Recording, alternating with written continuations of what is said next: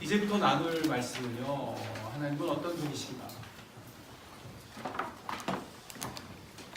하나님은 우리가 알 수 있는 분이시다 라는 그걸로 말씀을 시작합니다. 그리고 다음 시간 되면 하나님을 안다는 것은 어떤 것인가 하는 것에 대해서 구체적으로 나누고요. 그 다음에 그렇다면 그런 하나님을 알 수 있는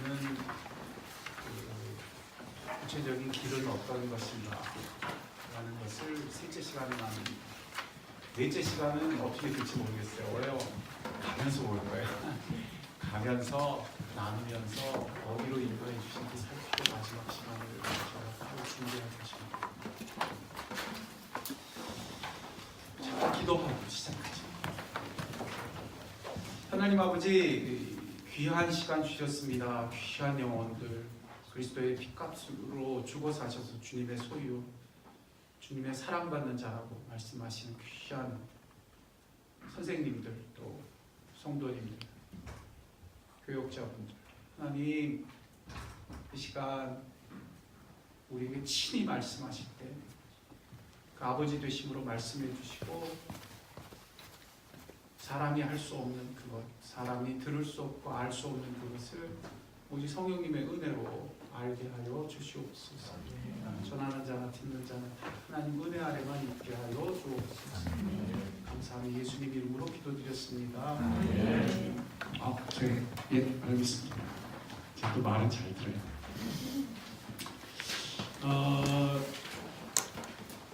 지금부터 20여 년 전에 남산 순환도로죠. 옛날에는 차가 다녔는데 더 이상 차가 다니지 않는 국립장에서부터 케이블카까지, 남산 케이블카 있는 스테이션까지 그 길을 30대 중반의 한 남자가 그냥 하늘 쳐다봤다 땅 쳐다봤다 하면서 울며 다니고 있었어요. 그 사람이 바로 접니다. 친가 쪽으로 3대째 믿음, 외가 쪽으로도 3대째 믿음. 그래서 어렸을 때부터 3대째 믿음은 뭐 좋다 그러더라고요. 그래서 나는 좋은 복을 타고났나 보다. 그리고 그렇게 교회를 다녔어요. 그래서 어린 시절부터 학교 생활에 대한 기억보다는 자라날 때 교회밖에는 기억이 안 나요. 지금. 이 교회가 성북교회잖아요. 제가 보다가 굉장히 궁금했어요. 이거 도봉구인데 어떻게 성북교회가 제 본적이 성북구거든요. 그래서 여기 장위국민학교를 다녔어요. 장위국에. 그래가지고 봄날에 소풍 때가 되면 여기 4.29타까지 걸어옵니다. 여기 다니던 동네예요. 어린 시절부터 그토록 교회 생활만 했고, 어린 시절부터 여러분 초등학생이요. 그때 이제 국민학교라는데 국민학생이 주일날만 되면 아침부터 저녁까지 저녁 예배까지 드려요. 그리고 저녁 예배를 드리지 않으면 한 주일이 꿀꿀해. 그래서 그 다음 주가 되면 영락없이 다시 저녁 예배를 드려야만 되는. 교회를 가면 너무 좋아, 마음이. 그래서 항상 교회에 머물렀어요. 중고등학교가 돼서도 여전히 그랬고요. 대학생이 돼서도 여전히 그랬어요.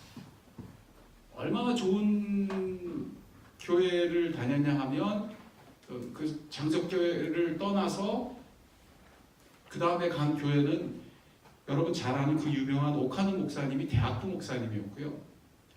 또 굉장히 유명한 박영선 목사님이라는 분이 계셨는데 그분이 중고등부 목사님이었고요.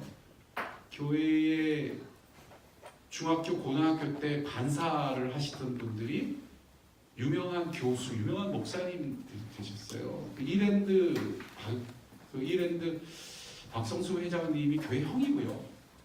그 다음에 그 친구인 방선기 목사님이라고 이랜드 사목하시고 브라운로 책임도 지시고 하시던 분들이 다 교회 형들이에요. 친구 형이고 그래요. 그러니까 뭐 어린 시절부터 만났던 분들이 뭐 대학교 신학교 교수들이 되시고요. 전부 그랬어요. 그런 밑에서 자랐으니 얼마나 많이 배웠고 제대로 배웠겠어요. 그래서 저는 그 시절을 지나서 교회 생활을 하고 결혼을 해서도 10년 동안 여러분들처럼 교사 생활을 했어요. 그래서 아침부터 저녁까지 학생들을 가르쳤고요. 제가 중학교 때 가르쳤던 애들이 대학부 리더들이 돼가지고 대학생들을 돌보는 그런 아이들도 커 있고 막 그랬어요. 근데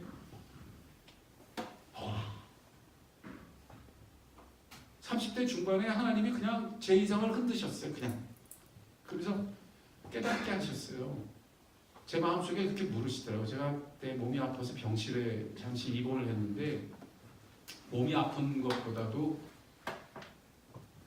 저한테 정말 그 놀라게 된 것은 제 몸이 아프다는 게 아니었어요. 제가 몸이 보통 아팠던 게 아니라 심각하게 아팠던 일이었어요. 근데 그보다도 더 심각했던 건 병상에서 제 영혼 속에 그런 음성이 울리는 거예요. 그런 걸 알게 하시는 거예요. 이 질문이 그냥 떠올라요. 여러분 아침에 일어나면 찬송가가 그냥 가슴에 이렇게 떠오르는 적 있죠. 비슷해요. 뭐 신비한 건 아니에요. 근데 가슴 속에 질문이 떠오르는데 너 예수님 알아? 내가 왜 예수를 몰라요? 어릴 때부터 알았지. 너 예수 알아? 근데 속에서 이렇게 다 올라오는데 그 순간 완전히 꼬꾸라졌어요. 왜? 예수를 안다고 생각했는데 모르겠더라고요. 예수에 대해서 정말 정확하게 배웠고 교리문답 다 외우고 웨스트민스터 신앙 고백이 애들한테 가르칠 수 있고 성경 정도가 아니에요. 웨스트민스터 신앙 고백을 가르칠 수 있고 어려서부터 그 유명하다는 세계적인 목사님들 책을 가슴에 품고 다니면서 읽었어요. 집에 가면 전공 교과서보다 신학책이 오히려 더 많았어요. 설교집부터 시작해서. 그때 당시에 로이드 존스 목사님 설교가 그 번역도 안 되던 시절이에요. 그러니까 원서 끼고 읽었어요. 프란시스 셰퍼, 로이드 존스. 그러던 제가 그 질문 앞에 꼬꾸라진 거예요. 너 예수 알아? 내가 예수를 아나? 내가 과연 예수를 아나?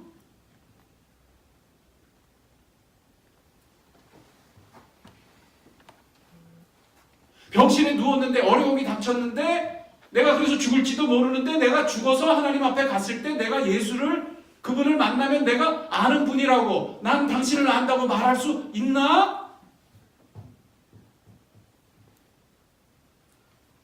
그 충격 때문에요. 남산을 계속 울며 다닌 거예요. 그냥 치료할 약이 없으니까 침을 맞았어요. 그 유명하다는 우리나라에 보면 그 사상 체계만 있는 게 아니라 팔상이 또 있어요. 그러니까 8가지 체질, 8체질. 보통은 4개 체질로 하는데 8체질로 나누는데 8체질 나누는 그 유명한 어른이 원더원 선생님이라고 그분이 폐교로에 계셨는데 아무나 환자를 안 받아요. 그분은 진짜 중환자만 받으시는데 그분이 저를 받아주셔가지고 그분한테 맨날 침 맞으면서 다녔어요. 6개월 동안. 6개월 동안 침만 맞고 약에 취하면은요 남산길을 다니면서 어지러워요. 근데 그 어지러운 약 기운에 취해서 그 길을 다니면서 계속 하나님한테 기도했어요. 예수 좀 알게 해달라. 나도 예수 좀 알게 해달라. 상상할 수 없는 일이 있어요. 그러다가 성경을 보다가 알았어요. 성경에 수많은 사람들이 그랬더라고요. 그걸 몰랐어요. 예수 안다고 여겼을 때. 근데 하나님이 그 질문을 제 영혼 속에 터뜨리시고 그때부터 성경을 다시 보고 그때부터 제 자신을 돌아보는데 성경에 보니까 예수를 안다고 여겼으나 예수를 자기는 너무너무 잘 알고 자기는 하나님의 백성이라고 여겼으나 그렇지 않다는 것을 깨어난 사람들의 이야기가 성경에 가득 기록되어 있다. 그 한 사람이 누구야? 사도 바울이야. 그는 하나님을 너무 사랑해서 하나님을 열정을 가지고 자신의 모든 걸 다 대서 자기 12지파 중에 베냐민 지파 중에 베냐민 지파요.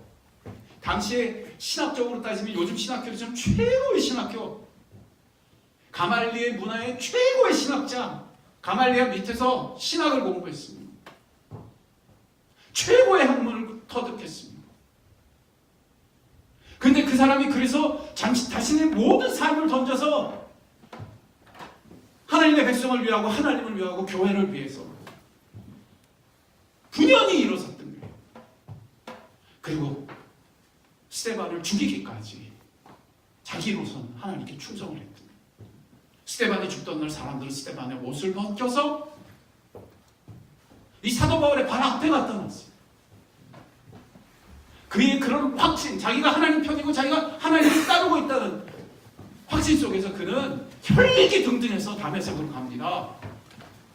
왜? 그 길을 가서 그 다메섹에서 또다시 자신은 하나님이 자기에게 맡겨준 사명을 감당하겠다는 것이죠. 그런데 놀랍죠. 그 다메섹 길에서 하늘로부터 빛이 내리쬐면서 그의 눈이 가려졌어요. 그의 눈이 장님처럼 멀어버린 그 순간 하늘에서 음성이 들려왔어요. 뒤지니까 사도 바울이 물었어요. 내가 네가 핍박하는 예수라.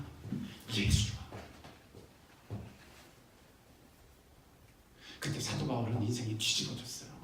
자기가 알고 있던 모든 것들이 뒤집어졌어요. 자기가 알고 있다고 하던 하나님이 완전히 다른 분이라는 사실을 깨달았어요. 그때 그는 그의 눈에 비늘 같은 것이 벗겨졌어요. 그 눈먼 것이 눈 뜰 때 그 비늘 같은 것이 벗겨지고 그는 이전에 보았던 세상이 아니라 전혀 다른 세상을 보는 인생으로 변하게 됩니다. 이전에 하나님을 알았던 것이 알았던 게 아니었던 거예요.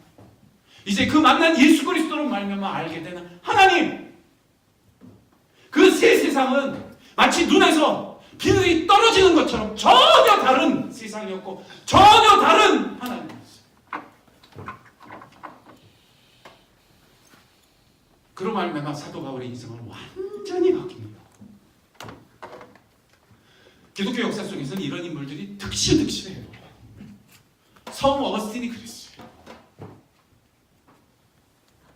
수많은 하나님의 사역자들이 그랬어요. 요한 웨슬레, 조지 휘필드,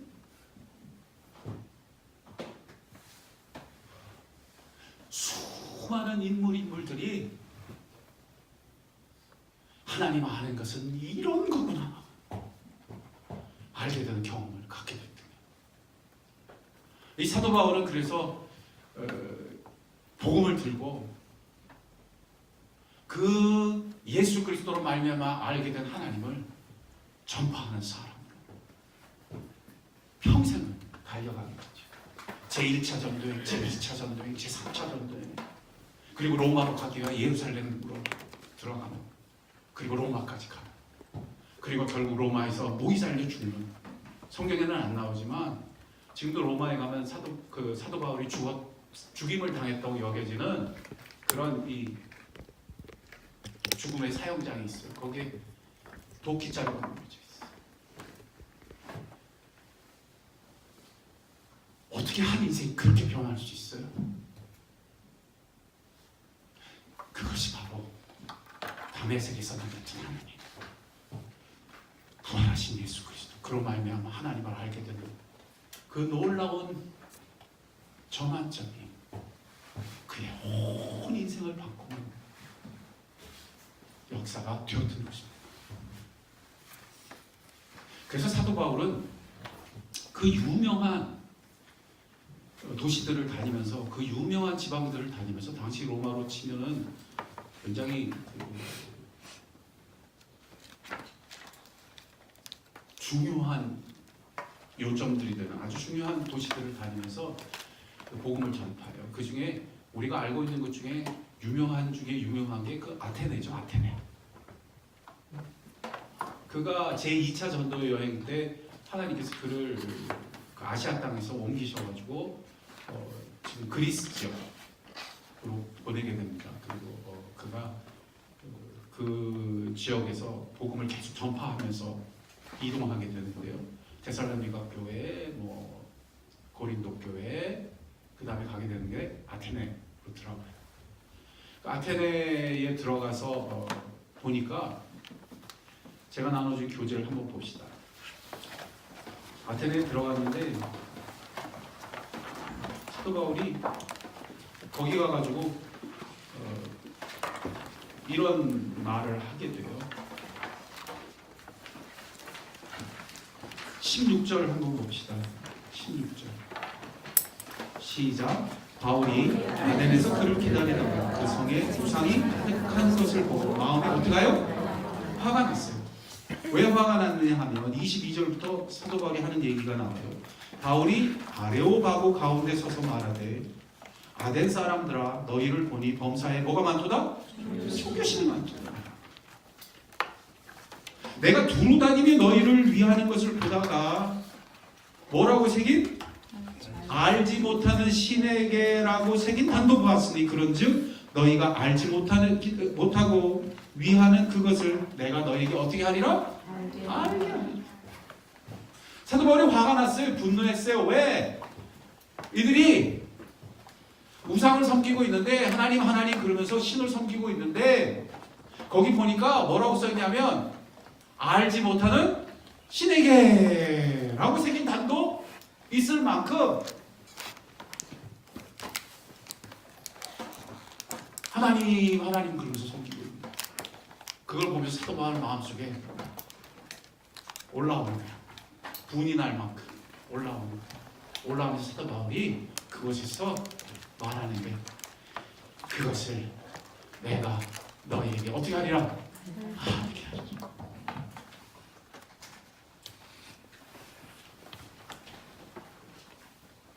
왜?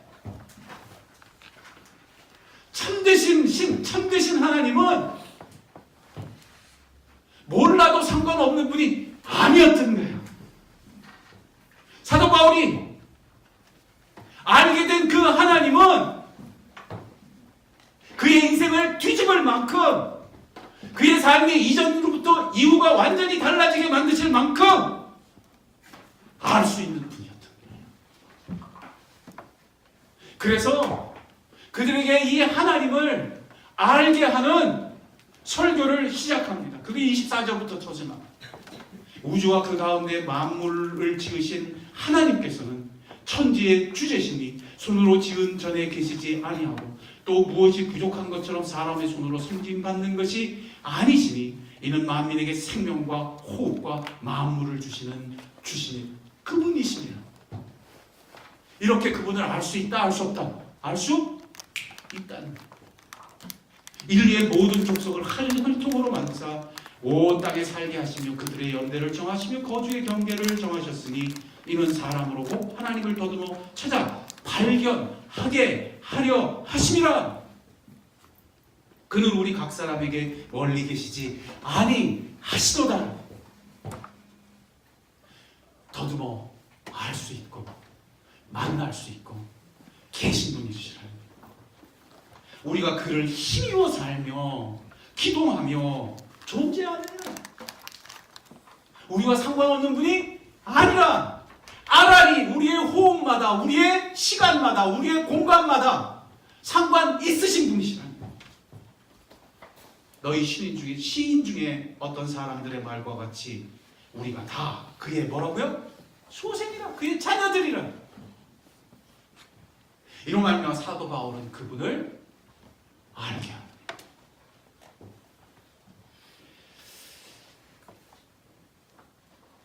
29절에 가면 그래서 이렇게 말해. 이와 같이 하나님의 소생이 되었은즉 하나님을 금이나 은이나 돌에다 새긴 사람의 기술과 고함으로 새긴 것들과 같게 여길 것이 아니니.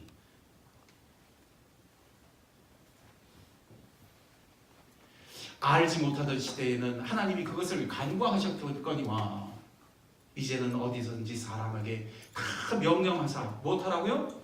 회개하라. 이제는 알라고. 알지 못한 채로 잊지 말라고.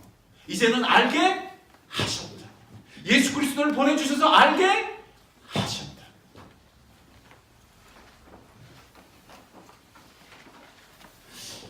여기서 왜 아테네 사람들은 굳이 그 자신들이 하나님 하는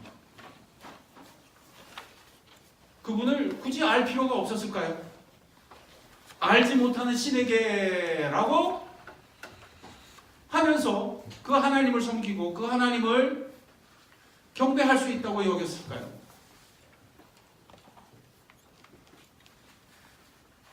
이것은 우리 민족 속에도 그대로 있습니다. 우리 부모님들, 우리 조상님들 옛날에 자식을 위해 기도하면 누구한테 기도했죠? 따라합시다. 천, 지, 신, 명. 하늘이든 땅이든 신이든 무엇이든 상관이 또 없다.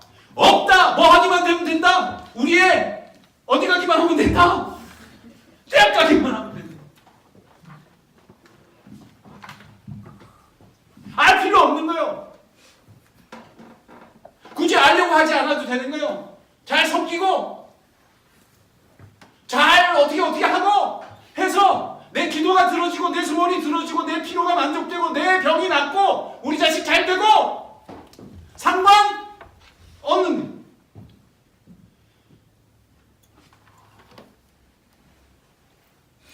그래서 이제 그분을 알아야 한다는 것이 상관없는 거예요. 굳이 알 필요가 없는 거예요. 그것이 하늘이든 땅이든 신이든 무엇이든.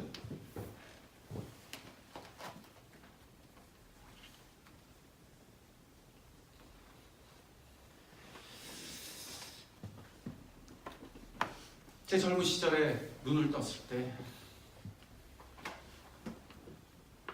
하나님이 그런 분이 아니라는 사실이, 하나님 그분은 알 수 있는 분이라는 사실이, 예수 그리스도 그분은 나에게 하나님을 알게 하실 수 있는 분이라는 사실이,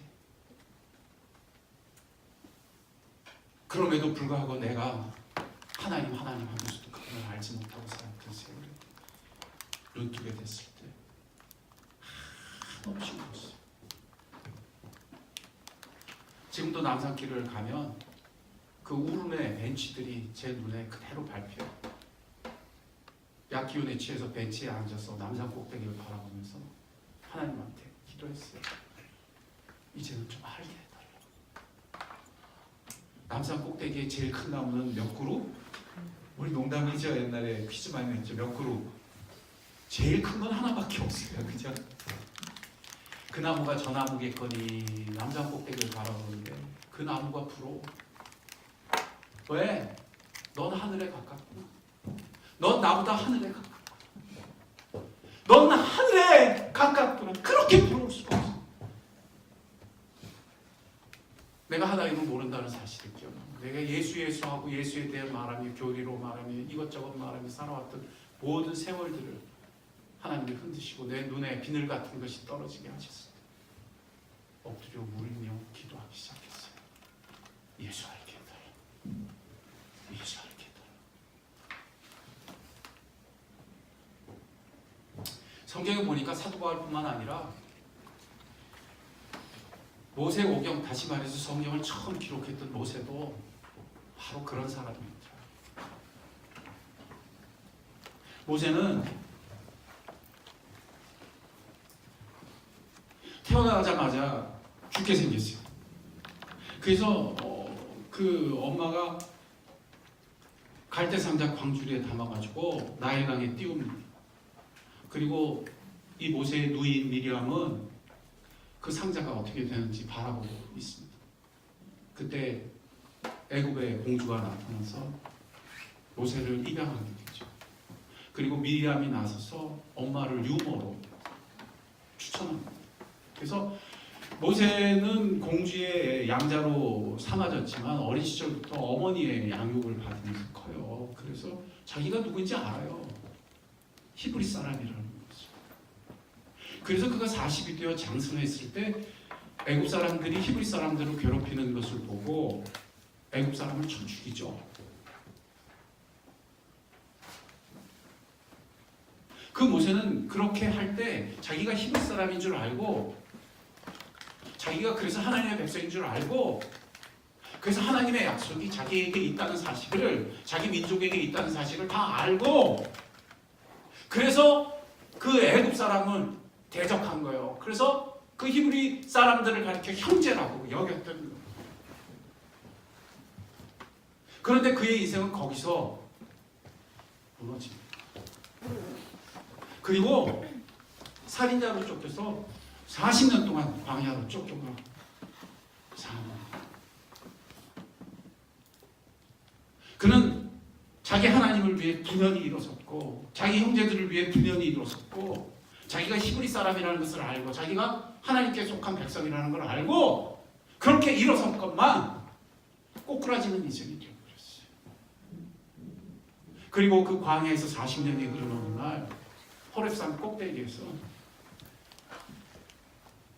떨기나무 가운데 꺼지지 않는 불꽃이 피어있는 것을 보게 됩니다.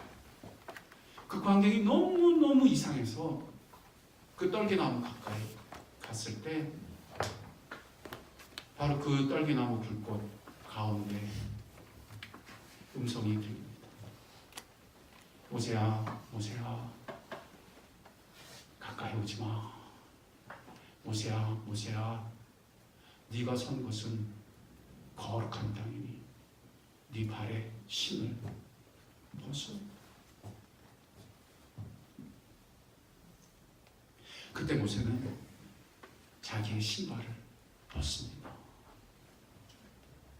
그리고 그곳에서 자기가 안다고 여겼으나 정말 사실은 알지 못했던 그 하나님을 만나게 됩니다. 그 하나님이 얼마나 생생하게 모세에게 말씀하시며 그 모세에게 임재하시며 그 모세의 가운데 가까이 오셨는지, 모세는 그 음성을 들을 때 자기의 신발을 벗지 않고는 견딜 수 없어 반드시 벗어야 하는 하나님 가득한 세상에 눈을 뜨게 됩니다. 그 하나님은 이전에 자기가 40세 때 자기 엄마한테 듣고 자기 형제들을 알아보고, 그래서 자기가 분연히 일어서며 자기는 하나님의 백성이라고 알고 있던 그 하나님이 아니었습니다. 이제 알게 된 그 하나님은 떨기나무 불꽃 가운데 말씀하심으로 그 땅이 얼마나 거룩한지를 당신이 그곳에 계심으로 말미암아 정말 나타내시며 알게 하시는 하나님이었습니다. 그때 모세는 그 말씀 가운데 그 하나님이 정말 거기에 계신 분이라는 사실에 눈을 뜨게 됩니다. 그리고 그 하나님께 여쭙니다. 당신은 누구십니까? 나는 여호와라. 나는 영원히 현존하는 하나님. 어제도 오늘도 내일도 영원히 그곳에 있으며 변하지 않으며 전능하신 하나님이십니다. 모세는 그 하나님의 말씀 속에, 그 하나님의 음성 속에 하나님 가득한 세상에 눈을 뜨게 됩니다. 그리고 그 가득한 하나님 앞에서 자신의 피조물됨과 자신의 자신됨을, 자신의 신발을 벗어 고백합니다. 그 땅은 거룩했습니다. 거기에 정말 하나님이 계셨습니다. 그 그 시간은 거룩했습니다. 그가 그분의 음성을 들을 때 하나님은 정말 살아계신 하나님이셨습니다. 모세는 이로 말미암아 하나님 가득한 세상에 눈을 뜹니다. 하나님은 이래야 되니까, 나는 하나님의 백성으로 이래야 되니까, 그래서 나는 이렇게 살고, 그래서 나는 이렇게 일어나고, 그래서 나는 이렇게 혁명을 일으키고, 나는 그래서 이렇게 애굽 사람을 쳐 죽이고, 그래서 나는 이렇게 히브리 형제를 위하고 하는 그 정도의 하나님이 아니라, 정말 자기의 인생 가운데, 자기의 삶 가운데, 자기의 시간 가운데, 자기의 현재 가운데 생생하게 말씀하심으로 살아계신 하나님. 그러면 그 공간이, 자기가 서 있는 그 땅이 너무너무 거룩해지는, 그래서 자기의 신발을 벗을 수밖에 없는 하나님. 하나님은 모세에게 이제 그렇게 알 수 있는 분이셨습니다. 이런 말미암아 모세는 드디어 하나님의 백성을 이끌고 홍해를 건너게 됩니다. 그가 그렇게 홍해를 건널 때 체험한 것은 참 놀라운 사실이었어요. 무엇입니까? 애국에서 하나님이 10장이나 터뜨리셔가지고 놀라운 일들이 벌어지는 걸 당하는 애국 사람만 본 게 아니라 하나님의 백성인 히브리 사람들이 옆에서 그걸 다 보고 앉아 있었잖아요. 하나님이 얼마나 생생하게 역사하고 계신지. 바로 왕이 그게 터질 때마다 당황하고 흔들흔들하고, 그래서 결국은 이스라엘 민족, 히브리 사람들을 놓아줄 수밖에 없어요. 그뿐이었어요. 전부 물에 빠져 죽고, 이제 아니면 애국 군대한테 밀려서 죽을 수밖에 없는 상황이었는데, 모세가 지팡이를 내리니까 홍해가 어떻게 됐습니까? 두 쪽으로 쩍 갈라졌어요. 그리고 이전에 애굽의 종이 되었던 그 사람들이 이제는 자유인이 됐어요. 그들이 이전에는 애굽의 종이요, 종살이를 하는 인생이었는데, 이제는 그 홍해를 지나면서 하나님의 백성이라 일컬어지며, 하나님이 그 구름 기둥과 불 기둥으로 그들의 길을 인도하시는 정말 다른 인생들로 변화됐어요. 그 놀라운 기적들이 한두 개가 아니라 수없이 터지고 있었어요. 쓴물이 단물로 바뀌는 사건도 일어나고 있었고요. 여러 가지 체험들이 일어나고 있었어요. 그런데도 놀랍죠. 모세는 그 가운데 참 이상한 걸 봤어요. 그렇게 연속해서 기적이 일어나고 그렇게 놀라운 일이 벌어지는데 이 백성은 변하지 않는 거예요. 여전히 원망하고 있었고요. 일만 터지면 모세를 원망하며, 하나님을 원망하며 모세에게 돌팔매 제기합니다. 먹을 게 떨어지면 모세, 네가 우리를 이 광야에 끌고 나와서 여기서 죽게 하는, 애굽에 있을 때 우리는 배불렀고, 애굽에 있을 때 우리는 이런 걸 먹고, 애굽에 있을 때 우리는 이렇게 잘 살았고, 일반 벌어지면 종살이 하던 그것을 바라보고 있었어요. 몸은 분명히 자유인이 되었는데, 몸은 분명히 이제 애굽의 종이 아닌데, 그 영혼과 그 마음은 영원히 어디에 묶인 것처럼, 애굽에 묶인 것처럼 여전히 변하지 않는 사람들로 살고 있었어요. 하나님은 그 광경을 보시면서 너무너무 안타까워하셨어요. 그래서 저들이 하나님을 원망하며 먹을 것을 달라고 하실 때 하나님이 하늘의 문을 여시고 만나를 쏟아부으셨어요. 저녁이 되면 메추라기 떼를 쏟아부으셨어요. 그리고 출애굽기를 자세히 보세요. 하나님이 이렇게 말씀하십니다. 그래, 부어주마. 근데 내가 볼 거야. 너희가 과연 나를 믿는지 안 믿는지.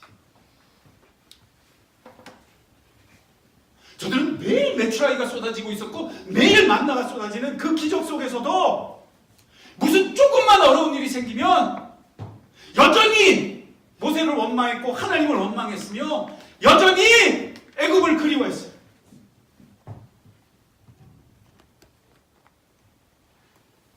몸만 자유인이 되었지, 명칭만 하나님의 백성이었지, 영혼은 하나도 변하지 않았어요. 목이 말라 지치고 힘들 때 하나님이 홍해를 가르신 분이시오, 만나와 메추라기를 부으시는 분이시라는 걸 까맣게 잊습니다. 그리고 여지없이 또다시 하나님을 원망하고 지도자로 하나님은 그때 모세를 시켜 반석에서 물을 터주셨어요. 그때도 그들은 여전히 변하지 않고 또다시 목이 마르자 또다시 원망했고 하나님은 그런 그들에게 또다시 기적을 보여줬어요. 모세에게 명하여 그 반석에서 물을 내게 하셨어요. 그들이 그 물을 먹고 살았어요.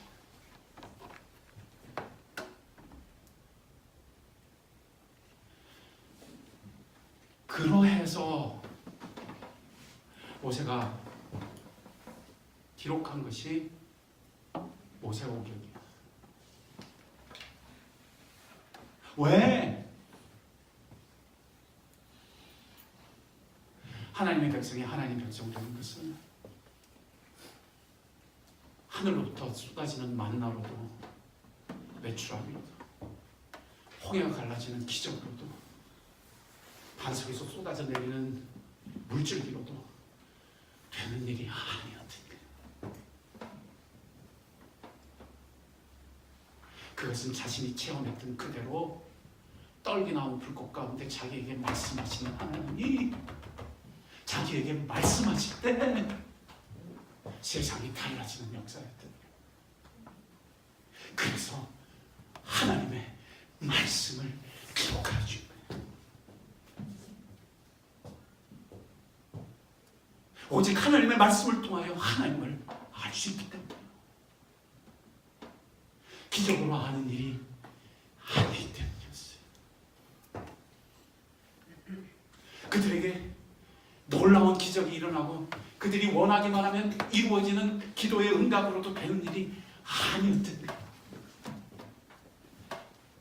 그것은 오직 하나님이 말씀하셔서 모세의 인생을 친히 바꾸셨듯이 이제 그 백성에게도 친히 말씀하셔야 하는 사건이에요. 이것은 하나님이 그 백성을 이끌어 광야에 이끌어냈을 때 그들이 하나님을 원망할 때 하나님이 그들을 그대로 두지 않으시고 그 광야를 거쳐 시내산에 이르게 하신 이유예요. 왜? 하나님의 백성은 단지 홍해를 걷는 것으로 빚어지는 일이 아니었어요. 만나와 메추라기로 빚어지는 일이 아니었어요. 그들은 시내산에 이르렀어야 돼요.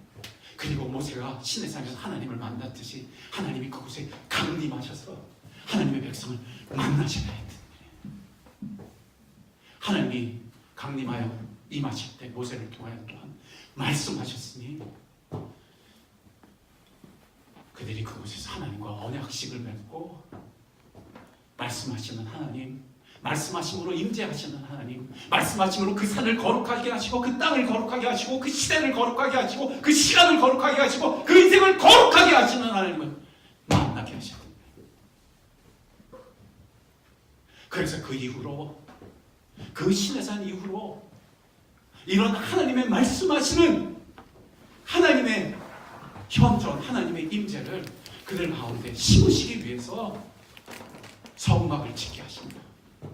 성막 안치성소 언약궤 두 그룹 사이에 말씀하시려고 그곳에 임재하셔서 그 반석 위에서 친히 그 백성에게 말씀하심으로 그들의 하나님이 되시고 그들은 하나님의 백성이 되게 하시려. 반석이 두 그룹은 하나님의 호위 천사예요. 그들은 이사야서에 보면 환상 속에 보여주는 천사의 모습은 날개가 6개. 그 6개의 날개는 두 날개로는 나르고 두 날개로는 피조물됨을 그 수치를 감추기 위해서 두 날개로는 발을 가리고 하나님의 영광을 감히 직면하여 대면할 수 없어 천사가 두 눈을 가리고 두 날개로 날면서 하나님을 호위합니다. 그래서 그 천사가 있는 곳에는 누구의 인재가 있다는? 하나님의 인재. 그래서 하나님은 그 언약궤를 하나님이 거하시는 두 그룹 사이에 거하시며 그곳에서 친히 말씀하시는 지성소로 삼으시며 하나님 백성 가운데 계신 거예요. 하나님은 말씀하심으로 그들의 하나님이 되셨다. 이것이 하나님 백성의 약속입니다. 그리하여 그 변하지 않는 백성을 위해 모세가 창세기를 기록했던 것입니다. 이런 말이요, 자신이 변했듯이 이 백성이 기억고 변하는 역사가 일어나게 하려는 것입니다.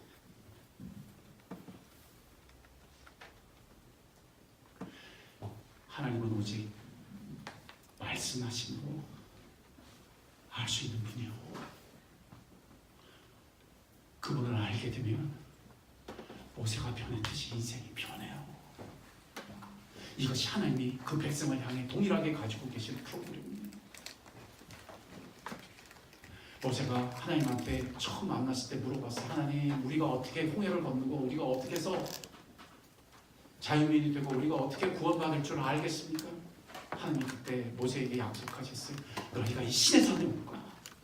너희가 이 신의 산에 올 거야. 너희가 이 신의 산에서 나를 섬길 거야. 이 신의 산에서 나를 만날 거야. 내 말하는 것을 들을 거야. 내 인재 속에 들어올 거야.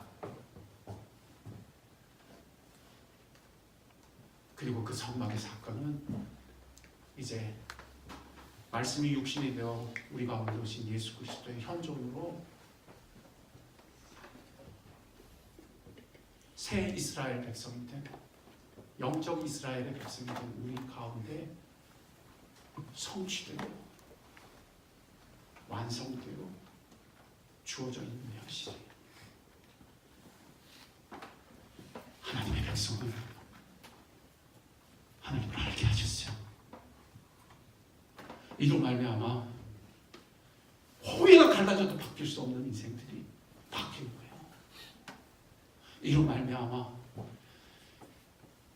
매일매일 기적이 일어나고 만나와 메추라기가 쏟아지고 놀라운 것들을 소유하고 가짐으로도 절대 변할 수 없는 영혼이 하나님을 아는 인생으로 변하는 거예요. 이 하나님을 알게 됨으로 하나님의 백성은 자신의 삶에서 비로소 자기의 신발을 벗을 수 있는 존재들로 변화될 수 있게 하십니다. 여러분들의 맡겨주신 어린 영혼들이 바로 그토록 하나님의 열망 속에 주어진 자녀들이에요. 여러분들이 그 하나님을 알고 그 하나님의 증인들이 되고 증거자들이 되어서 그 어린 영혼들도 이 놀라우신 하나님을 증거받아 변화될 수 있도록 여러분을 부르십니다. 오직 그 하나님 알므로만 여러분에게 맡겨진 영혼들이 변화될 수 있어요. 여러분, 하나님을 이토록 알게 하시려 말씀하셨던 그 하나님이 이제 그 아들을 말씀이 육신이 되어 우리 가운데 주셨으니 그 예수로 이 시대에 말씀하신 것 말미암아 하나님 알게 하시니 우리는 구약의 그 백성 백성보다 더 복된 사람들이며 더 놀랍게 하나님을 알 수 있는 사람들로 부름받은 것입니다. 이로 말하면 하나님 하는 참 역사가 여러분 가운데 허락되기를 주님의 이름으로 축원드립니다. 아멘. 10분만 더 하고 밥 먹죠. 제가 그렇게 하나님을 알게 해달라고 매달렸잖아요. 남산길을 울며 다닌 건 6개월인데요. 왜? 침 맞는 게 딱 6개월이었어요. 선생님한테 침 맞는 게. 6개월 그 침 놓는 게 퇴계로 5가에 있었어요. 침 하는. 그래서 침 맞으면 그 침 기운에 취해가지고 남산길을 2시간, 3시간이고 걸으면서 기도했어요. 하나님 좀 만나고 싶어서, 예수 알고 싶어서. 그래서 엎드려서 기도하는데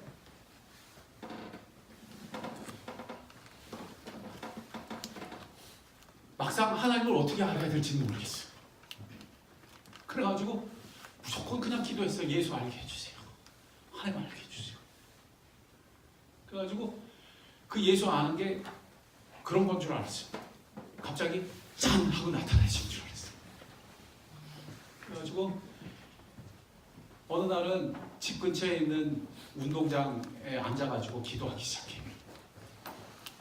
누구 한번 알고 싶어가지고, 누구 한번 만나고 싶어가지고, 하나님이 갑자기 착 나타나실까?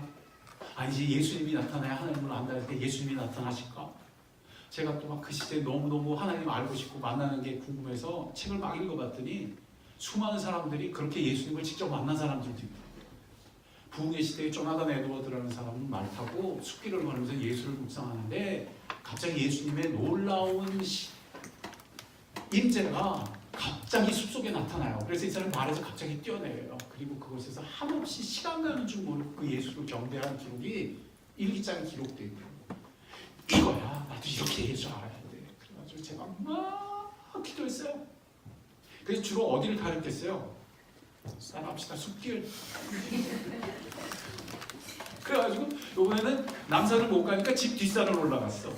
그게 그 유명한 일산 단지 있는데, 일산 그 뒤에 그 숲이 있어가지고 그 숲길을 걸으면서 하염없이 찬양을 부르고 있어요. 하나님이 지으신 세계 참 아름다워. 근데 가슴이 더 저려.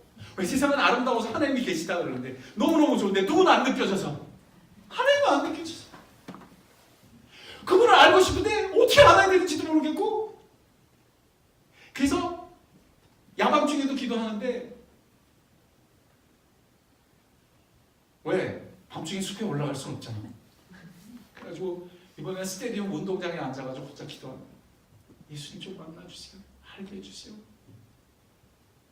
근데 갑자기 뒤에서 인기척이 느껴져.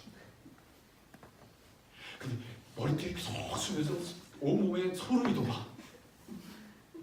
그분이 오셨나? 바람밖에 없어. 그게 예수님 만나는 건 줄 알았어요. 그렇게 2년을 울며 지냅니다. 예배당 가면 울며 지내고, 하나님 말씀 들으며 울며 지내고, 목사님 설교가 시작되면 눈물이 흘리기 시작해가지고 손수건을 가지고 눈을 떴습니다. 얼마나 울었는지 손수건 계속 짜요. 그러면 예배 시간 처음 시작할 때는 제 옆에 이렇게 앉아있던 사람들이 갑자기 멀어지기 시작합니다. 저를 처음에 갔을 때 환영해주던 그 교회 여전도사님이 제가 나타나면 이상한 눈으로 쳐다보기 시작합니다. 그래도 어떻게? 영혼이 터져버려. 뚝이 터져버려. 근데 여러분,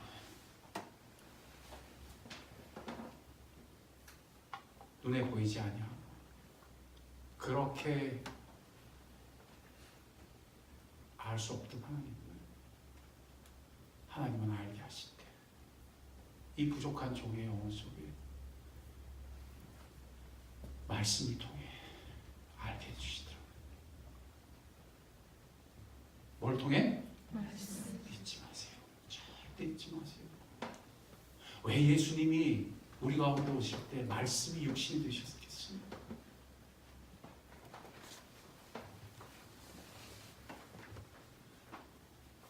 오직 말씀하심으로 하나님을 알게 하시려고. 그 말씀하심이 곧 예수요, 예수가 곧 말씀이시오. 그 말씀으로 하나님을 알게 하시려고. 아무도 하나님을 본 사람이 없을 때 독생하신 말씀이 육신이 되어 우리 가운데 오신 예수가 알게 하십니다. 이 첫 시간을 통해서 이 분명한 중심을 잡고 나아가실 때 그 말씀이 우리 가운데 어떻게 역사하시며, 그래서 우리가 모세가 하나님을 만났던 것보다 어떤 의미에서 더 놀랍게 주님을 만나고 알게 된 역사가 주어졌다는 사실에 기뻐하시고 그 하나님 말씀을 통해 알게 되는 이번 집회가 되기를 간절히 기도드립니다.